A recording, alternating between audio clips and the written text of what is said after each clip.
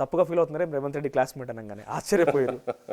అంటే పెద్ద చెప్పాలని నాకు ఉండదు అట్లా. అంటే మీకు చెప్పాలనుకున్న ఆలోచన లేకుండా పబ్లిక్ అయితే తెలుసు కదా చూసే వాళ్ళకైతే. ఆయనే చెప్పిండు కాబట్టి కలిసి చదువుకున్నాం అన్నాడు కాబట్టి జనాన్ని కూడా తెలిసిపోయింది చాలా మందికి. అంత అప్పటిదాకా ఎక్కువ తెలియదు జనానికి కూడా తెలియదు. అంటే ఇప్పుడు హ్యాపీగా ఫీల్ అవుతున్నారా? నా దోస్తు ఒక ఆయన ముఖ్యమంత్రి స్థానంలో ఉన్నారని హ్యాపీగా ఫీల్ అవుతున్నారా? తప్పకుండా. లేదంటే ఏదైనా లోపల మదిలో బాధ ఏమైనా ఉన్నది? అంటే తెలంగాణ రాష్ట్రంలో చేయాల్సినటువంటి పనులు కాక ఏదో చేస్తున్న ఒక ఆందోళన ఏమన్నా? అది రాజకీయంగా ముఖ్యమంత్రి గురించి మాట్లాడినప్పుడు డెఫినెట్గా కంప్లైంట్స్ ఉన్నాయి. కానీ పర్సనల్గా కలిసి తిరిగిన మిత్రుడు కాబట్టికే మీసాలు కొత్త వచ్చినప్పటి నుంచి కలిసి తిరిగిన వాళ్ళం మేము. ఓకే, అప్పటి నుంచి కాబట్టి డెఫినెట్గా సంతోషం ఉంది. ఓకే, నేను మనం కంటిన్యూస్గా మాట్లాడదాం ఆయనకు సంబంధించిన అంశం కూడా. ఒక్కసారి చెప్పండి, ముఖ్యమంత్రి రేవంత్ రెడ్డి మీతో క్లాస్మేట్గా ఉన్నప్పుడు తేడా ఏంటిది, ఇప్పుడున్న తేడా ఏంటిది? అంటే ఇప్పుడు ఆయన రాజకీయ నాయకుడు అయింది కదా, ఉన్నాడు. మరి రాజకీయాలలో ఉన్నప్పుడు రాజకీయ నాయకులు లెక్కనే ఉండాలి కదా. పవర్ పాలిటిక్స్ నేర్చుకున్నాడు కాబట్టి ముఖ్యమంత్రి దాకా పోగలిగిండు. ఉద్యమాలను కూడా వాడుకున్నాడు, మనుషులను వాడుకున్నాడు, వ్యక్తులను వాడుకున్నాడు. అంతా ఆ వగలు అన్నీ నేర్చుకున్నాడు, కొద్దిగా ట్రైన్ అయ్యిండు. వాడుకున్నాడు అంటారా? డెఫినెట్గా అందరినీ వాడతారు. ఉద్యమాలంటే వేరే వాళ్ళు. అంటే ఇప్పుడు ఆయన తెలంగాణ ఉద్యమంలో అసలు భాగస్వామ్యం కానటువంటి వ్యక్తి ముఖ్యమంత్రి దాకా కాగలిగిందంటేనే వాడుకున్నట్టే కదా. ఉద్యమంలో తిరిగిన వాళ్ళను అందరు చాలా మందిని ఆ పరిస్థితులను మంచిగా యూజ్ చేసుకొని ఒక రాజకీయ పార్టీ ఎన్నుకొని దాని సైడ్ పోయి ఎటు నుంచి పోతే నేను ఆ పవర్ సైడ్ పోతా అనుకొని ప్లాన్ చేసుకున్నాడు. ఆ సైడ్ పోయి మాట్లాడదాం. ఇంకా మీ దగ్గర నుంచి ముఖ్యమంత్రి రేవంత్ రెడ్డికి సంబంధించిన అనేక అంశాలు మాట్లాడుకుందాం. అంతలోగా ప్రజెంట్ హాట్ టాపిక్, మనం ఇక్కడ కూర్చునే సందర్భానికి A2 అరవింద్ కుమార్ని ఏసీబీ విచారిస్తోంది, A3 బిఎల్ఎన్ రెడ్డిని ఈడీ విచారిస్తోంది. సో ఈ ఫార్ములా ఈ రేస్ సంబంధించి మీరు మొత్తం చూసే ఉంటారు. ఏమనిపిస్తోంది ఈ ఫార్ములా ఈ రేస్ చుట్టూ? మొత్తం ఒక పొలిటికల్ వెండెంటా ఉన్నది, పొలిటికల్ వెదెంతాలని అరెస్ట్ చేసే అవకాశం ఉందని కేటీఆర్ లాంటి వాళ్ళు చెప్తున్నారు.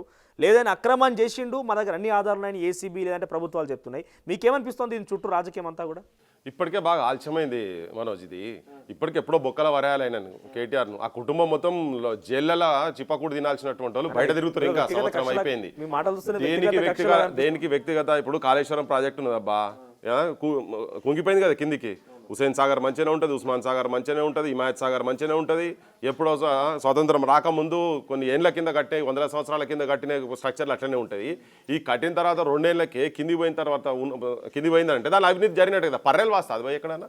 పర్రెలు మీదికెళ్ళి నీళ్లు పోయినవి కూడా, డ్యామ్ల మీదికెళ్ళి నీళ్లు పోయినట్టు కూడా కూలలే. కానీ ఈయన అద్భుతమైన కట్టడం, ప్రపంచంలో ఒక అద్భుతం అని చెప్పినటువంటి వ్యక్తి అవినీతి అందులో జరిగిందని చెప్పి ఇక్కడ నుంచి నెత్తి నోరు మొత్తుకున్నారు. Kaleshwaram is become an ATM అని చెప్పి వీళ్ళు ప్రధానమంత్రి ఉన్నోళ్ళు, హోమ్ మినిస్టర్ స్థాయి ఉన్నోళ్ళు వీళ్ళందరూ కూడా మాట్లాడారు కదా. వైట్ ఎలిఫెంట్ అన్నారు.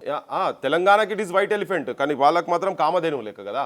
వాళ్ళకి ఎక్కడంటే అక్కడ ATM లెక్కనని చెప్పి చెప్పుకుంటూ పోయింది. కానీ వాళ్ళకు ఉన్నటువంటి రాజకీయ కనెక్షన్స్, అవసరాల నిమిత్తము ఇప్పటిదాకా వాళ్ళ యాక్షన్స్.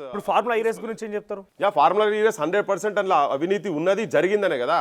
అసలు ఎలక్షన్ కోడ్ ఉన్నప్పుడు కేవలం ఒక 10 కోట్ల రూపాయల శాంక్షనింగ్ దానికి సంబంధించింది 55 కోట్ల వరకు పోయింది. అది అదేంది మళ్ళీ అగైన్ పౌండ్స్లో పోయి వేరే దేశానికి పోయింది. కాబట్టి అసలు యాక్చువల్ అది కంప్లీట్ డీల్ మొత్తం అది ఫుల్ ఫ్లేజ్ అయితే దాదాపు ఎంతో 600 కోట్ల దాకా చెప్తున్నారు. ఎట్లా రాజకీయ కుట్ర? ప్రతిదీ ఇప్పుడు వీళ్ళకు అలవాటు అయిపోయింది.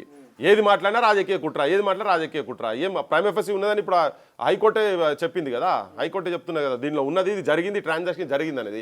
కుట్ర ఏముంటుందబ్బా? నువ్వు కుట్ర ఎక్కడ కుట్ర? నువ్వు అవినీతి చేసినావు అని చెప్పి క్లియర్ కట్ గా ప్రైమ్ ఎఫెసి ఉన్నదని కోర్టులో చెప్తున్నాయి కదా. ఈ లొటపీస్ మాటలు బాగా నేర్చిరు వీళ్ళంతా. వీళ్ళు ఏంటంటే ఎంటైర్ ఫ్యామిలీ బాగా ట్రైన్ అయినరు వీళ్ళంతా.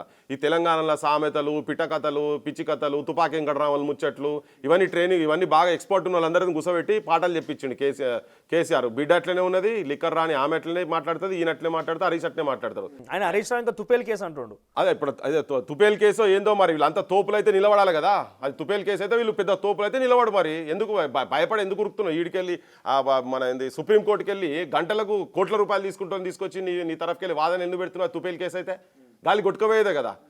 ఇవన్నీ ఉట్టి చెలకదుబ్బర మాటలు, ఇవన్నీ వాళ్ళు మాట్లాడేది మొత్తం ఫాల్తు మాటలు అవన్నీ. కానీ పక్కా దాంట్లో ఉన్నది. ఆయన అరెస్ట్ అవుతాడు, పోతాడు, బొక్కల వారేయాల్సిందే. ఇప్పటికి వీళ్ళు నేను మొన్నటిదాకా నాకు డౌట్ ఏముండే అంటే ఎందుకు వీళ్ళు ఇంకా లేట్ ఎందుకు చేస్తున్నారు ఉండే నాకు అసలు క్లియర్గా. అంటే వీళ్ళకి ఆయన కావాలని ఒక అవకాశం ఇస్తుండ్రా ఎస్కేప్ అయ్యేందుకు, లేకపోతే వీళ్ళ మధ్యలో డీల్ సెట్ చేసుకోవాలని ప్లాన్ చేస్తుండ్రా? కాంగ్రెస్కును బీఆర్ఎస్ మధ్యలో ఏమైనా ఫండింగ్ పైసలు అరే మాకు ఇంత తీరాబాయి మేము ఆపుతామని చెప్పని లెక్కనే ఉన్నది. ఎందుకంటే చాలా కేసెస్ పెండింగ్ ఉన్నాయి. ఇప్పుడు భూమికి సంబంధించినటువంటి తీస్తే మాత్రం అది పెద్ద స్కామ్ కదా. ఇది చిన్నది. ఇప్పుడు ఆయన కూడా అంటుండే పల్లీలు బఠానీలు తిన్నట్టు ముచ్చటున్నది వీళ్ళంతా. పొద్దున్న లేసి అదే పనిగా జంతువులని తినడానికి ఏముంటది, పల్లి బఠాన్ లెక్కనే ఉంటుంది. 50 కోట్లు 55,000 కోట్లు చేస్తారా అన్నాడు కదా. కేటీఆర్ అన్నాడు అదే వాళ్ళ అయ్యా కోట్ల కేసు గిల్ అరెస్ట్ మా అయ్య వజ్రాలతో గోళీలు ఆడిపించిండు, గిదో లెక్కన నాకు అన్నట్టుగా మాట్లాడి. చిన్నప్పుడు గోళీలు ఆడుకునేది మేము వజ్రాలతోని, కోయినీరు వజ్రం పెట్టి బర్త్డేలు పెడితే కిరీటాలు పెట్టేది మా అయ్య అన్నట్టుగా చెప్పుకుంటూ వచ్చిండి. 55 కోట్లకే చేస్తారా, దానికే కేసు పెడతారు అన్నట్టు లెక్క లేకుండా పోయింది. అదే కదా. అంటే అందుకే చెప్తున్నా, అంటే వీళ్ళు చిన్నప్పుడు అట్లా ఆడుకున్నట్టుగా వీళ్ళు అట్లా బయటికి జనానికి ఇంప్రెషన్ ఇచ్చేటట్టుగా అట్లా వీళ్ళు. సో అట్లా చేసి ఏంటంటే చాలా చులకనగా ఈ కేసు ఒక థర్డ్ క్లాస్ కేసు. 55 కోట్ల రూపాయలు అంటే ఓ థర్డ్ క్లాస్ ఫాల్తీ కేసు. అందుకే నా మాటలు అట్లా మాట్లాడి ఈ సామాన్య జనానికి ఏమిటి, అరవై మావాడు బాగా మాట్లాడి పోయి అన్నట్టు ఉంటుంది.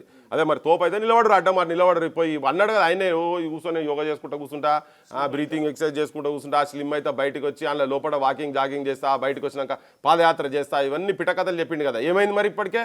ఎన్ను పూసల వణుకు పుడుతున్నది ఇప్పుడు. బరబ్బరేయాలి. ప్రపంచంలో ఏ మూల ఏ క్షణం ఏం జరుగుతుందో వేగంగా తెలుసుకోవడానికి తొలి వెలుగు వాట్సాప్ ఛానల్ని ఫాలో చేయండి.